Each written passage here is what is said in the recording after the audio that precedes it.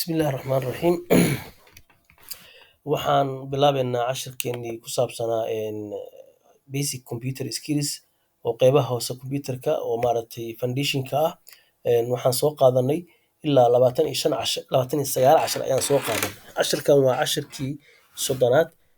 Waxaan ku baranaynaa cloud computing ayaan ku baranaynaa. Conceptiga cloud computing ayaan ku jirnay. Waxaan soo qaadanay hardwarekii casharkii bilowga markuu ahaa. Hardware and software ayaan soo qaadanay. Hardware muxuu yahay, software muxuu yahay, mid walba waan qeexnay oo waxay ka kooban yihiin waxaas oo dhan waan soo sheegnay.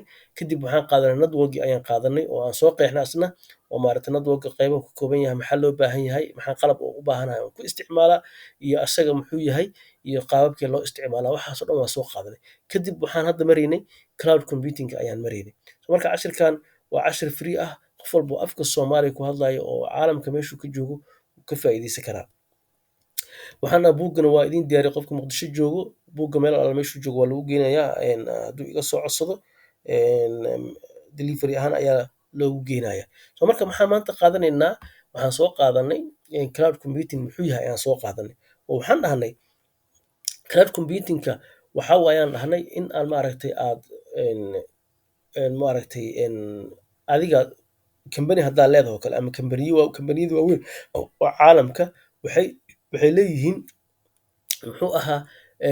building weyn ayay leeyihiin. Buildingkaas marka waxay dhigaan waxyaabaha ay u baahan yihiin oo kale oo dhan haddii application aaleed kan oo kale waxaa lahaa marka on site ayay dhahaan. Oo tusaale ahaan kan ayaa hadda idinkugu soo qaatay oo waxaan dhahnay on site-ka waxa waaye qofka on site waxa waa gudaha.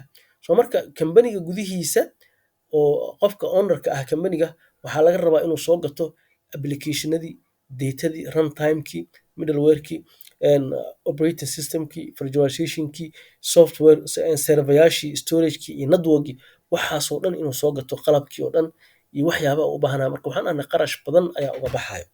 Marka on-site aad soo gadanaysid, on-site premiseska markaad samaynaysid oo adiga waxaaga adiga maamulinaysid, waxaa u baahan tahay shaqaalihii kaaga shaqaynayay wax walba oo dhan ayaa u baahan tahay.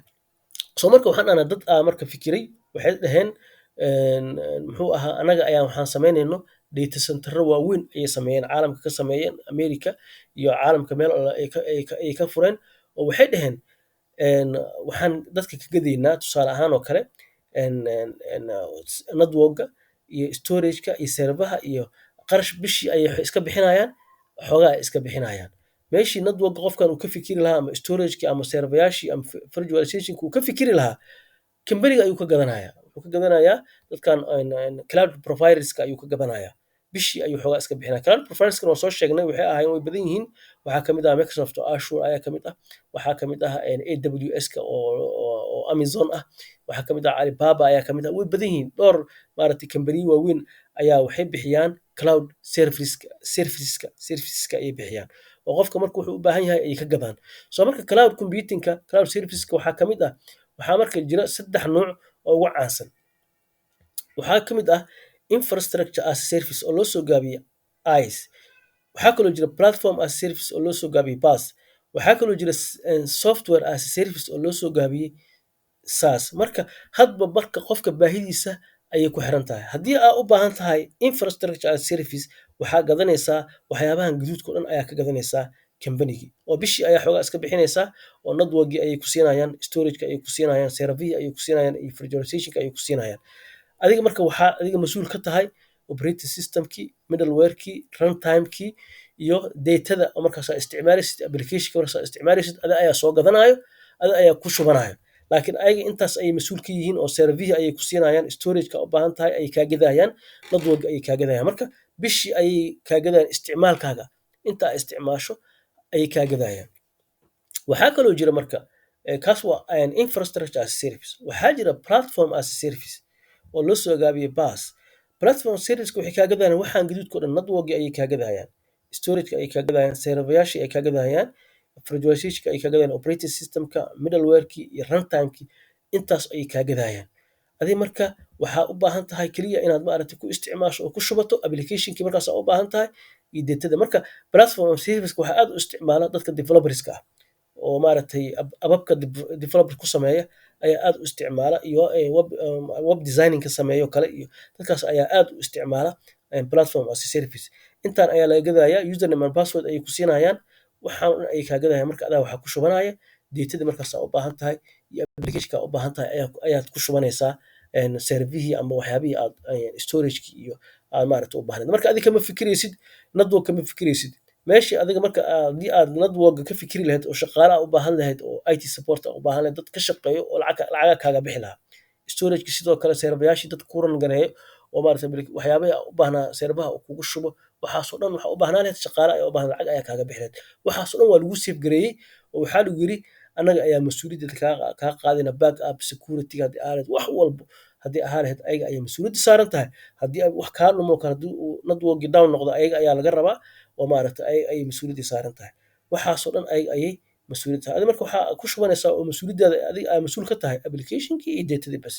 Waxaa kaloo jira marka software as a service oo waxyaabaha kulli ayaga ayaa ku maamulaya.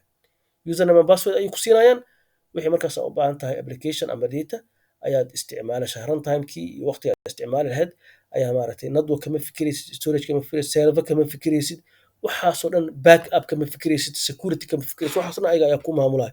So marka kambaniyadan data center waaweyn ayay leeyihiin oo dad badan uga shaqeeyo marka dadka ay ka gadaan. Hadda Muqdisho aan ku arkayay data center oo maaragtay YouTube-ka ay leeyihiin Maka Al-Mukarrama ayuu ku yaalaa. Qofka developer ah wuu ka gadan karaa oo maaragtay muxuu ahaa applicationka iyo datada ayuu keensanaya intaan ayuu ka gadanayaa. Bishii ayuu xoogaa isticmaalaya xoogaa yar ay ka qaadayaan lacag badan kaama qaadayaan xoogaa yar ayay kaa qaadayaan marka ayaga naftigooda maaragtay muxuu ahaa waa maaragta ka kiraysan kartaa oo maaragta ka gadan kartaa. Muxuu ahaa haddaa u baahan tahayna applicationkii iyo waxaas oo dhan waxaa u baahan tahay inaa maaragtay aad ka gadato oo maaragtay marka mar walba qiimaha wuu kala duwan yahay. Kan wuu ka qiimo yar yahay kan because kan waxay kaa gadeen virtualizationkii iyo serverihii iyo storagekii iyo networkii bas ay kaa gadeen. Inta kale ayaga ayaa mas'uuliyaddooda iskale. Marka intaan way ka lacag yartahay kanna waxay kaa gadeen wixii gaduud oo dhan ay kaa gadeen networkii, storagekii, serverihii kan ayaa badan. So marka 1, 2, 3, 4, 5, 6, 7 shay ayay kaa gadeen. Ayaga ayay kaa gadeen marka wuu ka lacag badan yahay kan afarta ah. So marka kanna kulli ayay kaa gadeen ujeedaa. Marka kanna kan ayaa kasii qaalisan oo maaragtay oo ka lacag badan. So marka mid walba mid kale ayuu ka qaalisan yahay. Marka waxay ku xiran tahay optionka markaas aad u baahan tahay iyo baahidaada. Haddaa u baahan tahay infrastructure as a service ayaa gadanaysaa oo networkii iyo serverihii wixii haddaa u baahan tahay kan ayaa aadaysaa. Haddii aad u baahan tahay developer aad tahayna waxaa aadaysaa platform as a service ayaa aadaysaa oo kan ayaa aadaysaa software as a service haddaa u baahan tahayna oo kulli haddii aad u baahan tahay kan ayaa aadaysaa. Marka anaga waxaa marka muhiimaddeena ay tahay conceptiga inaan fahno oo in cloud muxuu yahay, muxuu u kala baxaa iyo maxaa la kala gataa waxyaabahaas oo dhan inaan fahno. Laakiin waa course dhan oo maaragtay la qaato oo lagu shaqeeyo waaye oo hadda caalamka aad ayaa loogu shaqeeyaa dadka barta cloud computingka waa dad aad loo jecel yahay oo maaragtay lacago badan ayay ku shaqeeyaan lacag sanadkii $100,000 oo maaragtay camal ayay ku shaqeeyaan. So marka waa lacag aad u fara badan ay maaragtay ay ku shaqeeyaan dadka barta cloud computingka. Waa maaragtay waa nidaam hadda loo guuray oo caalamka aad loo isticmaalo. So marka koorsooyin iyo certificate ayaa la bixiyaa oo maaragtay online ah qofkii rabo uu maaragtay inta barto ayuu u geli karaa. Laakiin anaga muhiimaddeena waxay tahay conceptiga inaan fahno oo ah cloud computing muxuu yahay, maxaa loo isticmaalaa iyo muxuu ka kooban yahay. Cashirkeena maanta intaas ayaan kusoo koobaynaa. Wassalaamu calaykum waraxmatullaahi wabarakaatuh.